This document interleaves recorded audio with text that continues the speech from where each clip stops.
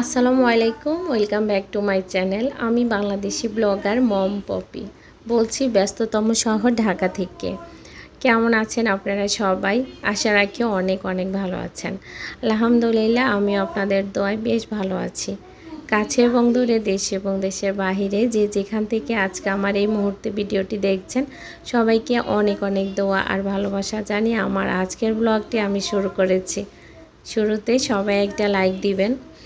আপনাদের একটা মূল্যবান লাইক আমার এই ছোট্ট চ্যানেলটি অনেক দূর এগিয়ে যেতে অনেক বেশি হেল্প করবে। লাইকটা দিয়ে আমার সাথে থাকবেন। ছোট্ট একটি ভিডিও নিয়ে এসেছি, আশা করি আপনাদের কাছে ভালো লাগবে। আমার এই ভিডিওটি ছিল ঈদের আগের ভিডিও। আমি বাড়ি যাওয়ার প্রস্তুতি নিচ্ছি, বাড়িতে যাব, সব কিছু গোছাচ্ছি। তো এখন কেন ভিডিও শেয়ার করছি, তাই না? আসলে আমার যে ভিডিওটা আমি করে রেখেছিলাম, এরপর থেকে আমি এত বেশি অসুস্থ ছিলাম, আপনাদের সাথে এরপরে কোনো ভিডিওই আমি শেয়ার করতে পারিনি। আমার এত জ্বর হয়েছে, জ্বরের সাথে আমার অনেক বেশি কাশি ছিল, আর আমার বয়সটা এত বেশি বসে গিয়েছে, আমি কথা বলার মতো সে অবস্থা ছিল না। আমি মানে কারোর সাথে কথাই বলতে পারিনি, আর কি ভিডিও দিব, ভয়েসটা তো দেওয়াই যাবে না। এই জন্য আপনাদের সাথে কোনো ভিডিওই আমি শেয়ার করতে পারিনি। ইতিমধ্যে ঈদের ভিডিও দিইনি, বা ঈদের পরের ভিডিও, ঈদের আগের বাড়ি যাওয়ার ভিডিও কিছুই শেয়ার করিনি। তো আজকে ভাবলাম যে আমি যেহেতু এখন আলহামদুলিল্লাহ অনেকটাই সুস্থ আছি, আজকের ভিডিওটি আপনাদের সাথে শেয়ার করি। এটা তো আমার বাড়ি যাওয়ার দিনের রাতে আমি সব কিছু গুছিয়ে নিচ্ছি।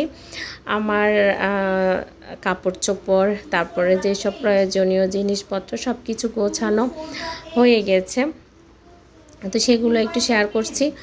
আর যখন কোনো কিছু গোছাতে যাই, একদম ঘর এলোমেলো হয়ে যায়, এখানে সেখানে এটা সেটা মানে এলোমেলো হয়। তো সেগুলো গুছিয়ে নিয়েছি, আর এখন বেডটাও গুছিয়ে নিচ্ছি।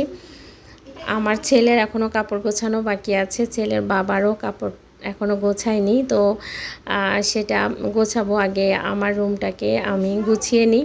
আমার কাপড় চোপড় যেহেতু গোছানো হয়ে গেছে, তো ভাবলাম যে রুমটাও ভালো মতো গুছিয়ে রাখি। মানে আগামীকাল সকালে আমি বাড়িতে যাব, তো সেজন্য ভাবলাম কাজগুলো আগেই করে রাখি। তো আমার ব্যাগটা তো গোছানো হয়ে গেছে, এখন ছেলের আর ছেলের বাবার ব্যাগটা গোছাবো। তো আমি কাপড়গুলো নামিয়েছি, কি ও ওর জন্য নিব, মানে আমার ছেলের জন্য ওর সব কাপড় বের করে আমি এখন ট্রলিতে রেখে দিব। এই ট্রলিটার মধ্যেই ওর আর ওর বাবার কাপড় চোপড়ে হয়ে যাবে। এখন ওর বাবার কাপড়গুলো বের করছি, কি নিব। ওর বাবাকে বলেছি যে তুমি কি কাপড় নিবা আমাকে আর দিয়ে যাও, আমি এগুলো আস্তে আস্তে রেডি করে নিই। তো ও বলল যে এই তো এখানে যেগুলো আছে এখান থেকে দেখে দেখে যেটা আমার ভালো লাগে সেগুলোই নিতে। তো এগুলো নিলাম।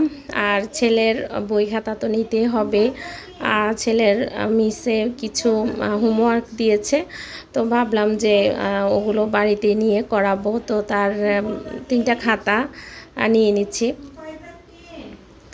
বাড়িতে একদিন করে একটু একটু করে করাবো, কারণ ঈদের পরে তার হচ্ছে সিটি পরীক্ষা। তো সিটির পড়াগুলো আমি কমপ্লিট করব, তো সেগুলো আমি ওর ব্যাগে নিয়ে নিয়েছি। এখন চলে আসলাম আমার বারান্দা বাগানে। তো বারান্দার গাছগুলো আমি একটু ফ্লোরেই রেখে যাচ্ছি, বৃষ্টি আসলে যাতে একটু পানি লাগে গাছের মধ্যে। আমি গাছগুলো তো একটু উপরে হ্যাঙ্গিং করে রাখি, এই রশিগুলো দিয়ে আমি এই তাকগুলো বানিয়েছি। তো এখানে রাখলে গাছগুলো মধ্যে পানি পড়ে না। আবার অনেক সময় যদি বৃষ্টি হয়, অনেক বাতাস হয়, তাহলে গাছগুলো পড়ে যাওয়ার সম্ভাবনা আছে।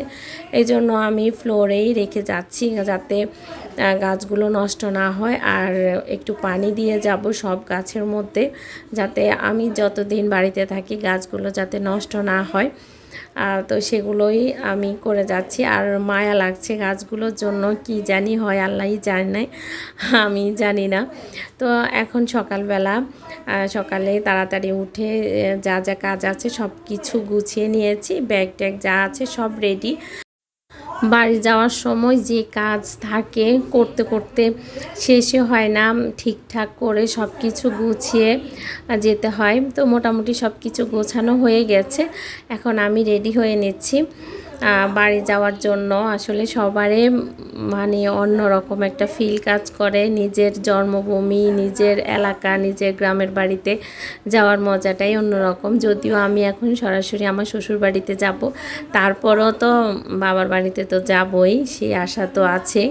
মার সাথে দেখা হবে, ভাই বোন সবাই একসাথে হব, ঈদ করব, মজা করব, এ আর কি। তো আমরা ইতিমধ্যে সিএনজিতে উঠে গেছি। তো এই ভিডিওটি আপনাদের কাছে কেমন লেগেছে জানি না, যদি ভালো লাগে প্লিজ আমার চ্যানেলটি সাবস্ক্রাইব করে আমার পাশে থাকবেন, আর পাশে থাকা বেল বাটনটি অন করে দিবেন। এতে করে আমি যখন নতুন কোনো ভিডিও দিব আপনারা সেটা সময় সুযোগ করে দেখে নিতে পারেন। এবার বাড়িতে যেতে অনেক কষ্ট হয়েছে, রাস্তায় এত জ্যাম ছিল, আমি খুব বেশি অসুস্থ হয়ে পড়েছিলাম, অনেকবার বমি হয়েছে, শরীরটা অনেক বেশি খারাপ হয়ে গিয়েছে, কারণ এবার অনেক জ্যাম ছিল রাস্তার মধ্যে, এ আর কি। তো আজকে এই পর্যন্ত, আসসালামু আলাইকুম।